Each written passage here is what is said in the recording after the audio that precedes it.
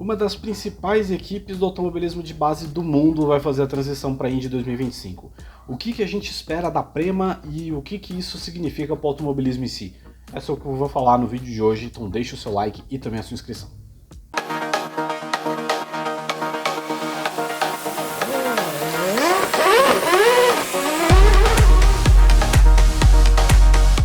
Fala galera ligada no Grande Prêmio, tudo bem com vocês? Aqui quem fala é o Gabriel. O vídeo de hoje vamos falar de Indy, mais especificamente da notícia mais movimentada aí dessa semana, uma semana aí que vai ter o Open Test lá das 500 milhas de Indianápolis, né? O primeiro experimento dos carros aí com o oval pela corrida que vai acontecer daqui a um mês, mas a grande notícia é de que a Prema vai estar no grid da Indy a partir de 2025.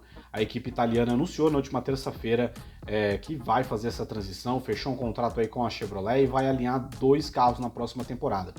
Essa é uma notícia muito curiosa, né? É sempre legal a gente ter novas equipes na Indy, mas mais especificamente também porque mostra como a Indy virou um espaço muito atrativo hoje para novas equipes, né? A Prema, que é uma equipe de 40 anos de idade, mas que tem se consolidado muito na última década, né? Fez uma transição muito forte aí para as categorias de base da FIA, né? A gente lembra da Prema muito mais como uma equipe de categorias menores, né? Como Fórmula 3 europeia, Fórmula 4 e tudo mais, mas nos últimos anos vem se destacando especialmente pelo que ela tem feito na Fórmula 3 e na Fórmula 2, né? Produzindo muitos campeões, basicamente, vários pilotos que chegaram aí ao grid da Fórmula 1. Então, de cabeça, a gente pode mencionar o Pierre Gasly, a gente pode mencionar o Charles Leclerc, a gente pode mencionar o Antonio Giovinazzi, o Mick Schumacher, o Oscar Piastri, o próprio Oliver Bearman, né, que correu na Fórmula 1 esse ano e ainda está na Fórmula 2.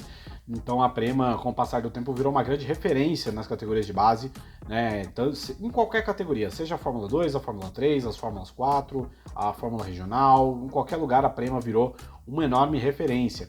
E aí já tinha esse papo, né, de que a Prema estava a fim de fazer uma expansão, né, uma equipe que já não está mais se limitando ao próprio automobilismo de base, a gente vê isso por eles aparecendo também no Mundial de Endurance, né, aparecendo ali na classe LMP2 e tudo mais, apareceu no passado, né, inclusive em categorias de Endurance, ali como o European Le Mans Series, e aí vem essa notícia meio bombástica aí de que eles vão fazer essa transição para a Indy no ano que vem.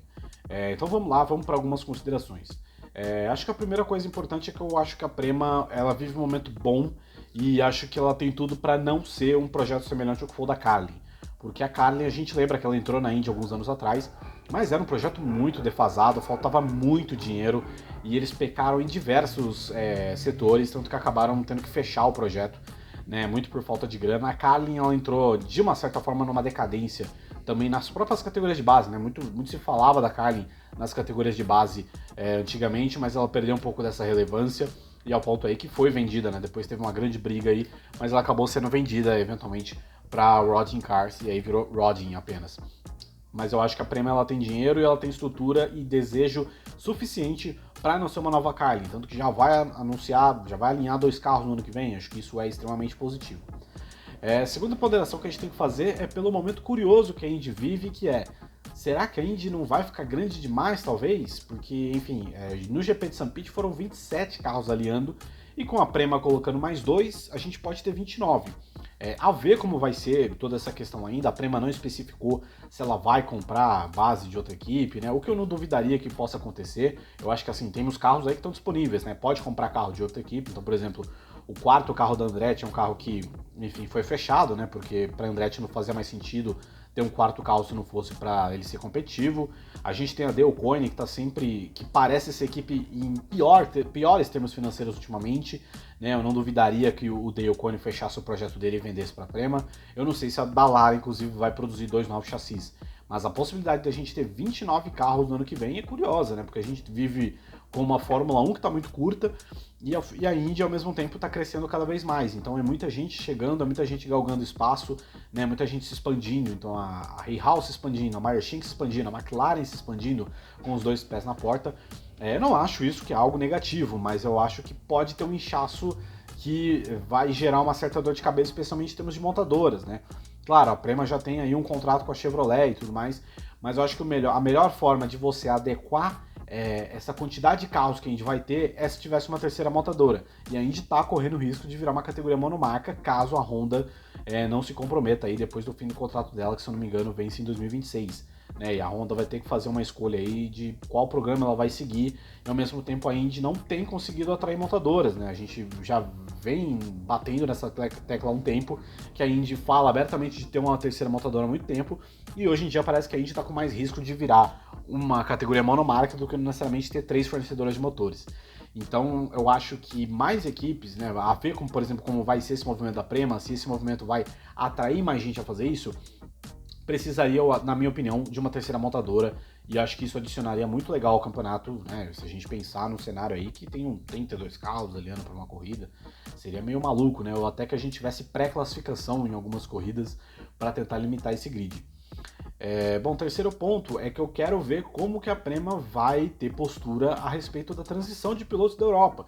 A gente vê, por exemplo, hoje que a Indy tem virado cada vez mais uma opção muito forte para pilotos que passam pela Fórmula 2, pela Fórmula 3 e que não tem essa chance de correr na Fórmula 1. Então, recentemente aí Christian Lundgaard, Callum Ilott, Marcus Armstrong, o próprio Alex Palou de uma certa forma foi assim, que o Palou ele passa pelo Japão antes. E é até curioso, porque a Prema ela tem uma ligação muito forte, né, com a Europa, né, claro, é uma equipe italiana, então óbvio que ela tem essa ligação, mas enfim, é uma equipe que pode, quem sabe, ajudar nessa transição de pilotos da Fórmula 2 para a Indy, porque eu tô vendo que cada vez mais é um mercado que os pilotos têm se interessado. Claro, tem muita gente que tá mirando a Fórmula E, que vai correr na Fórmula E eventualmente, mas a Indy tem talvez um aspecto diferente da Fórmula E em termos de competição e tudo mais, que se assemelha mais como uma competição real. Quer dizer, não que a Fórmula E não seja real, mas a Fórmula E é um tipo de competição que é muito diferente, talvez não seja necessariamente atrativo para todo mundo, mas para alguns a gente pode ser isso. Eu tô curioso para ver como que seria, né? Quem sabe a gente vê outros pilotos que não vão ter essas oportunidades na Fórmula 1 chegando na Indy, né? A gente tem até o caso do Theo Pourchaire aí, que vai inclusive ser o stand-by da McLaren, caso o David Malukas não possa correr em Long Beach. Acho que seria bacana, seria legal ter essa transição de mais pilotos dos Estados Unidos vindo para cá. Então, enfim, eu acho que é isso que por enquanto dá para pensar da Prema, né? Por enquanto é tudo muito preliminar ainda. Eles anunciaram, é claro, o contrato com a Chevrolet, etc.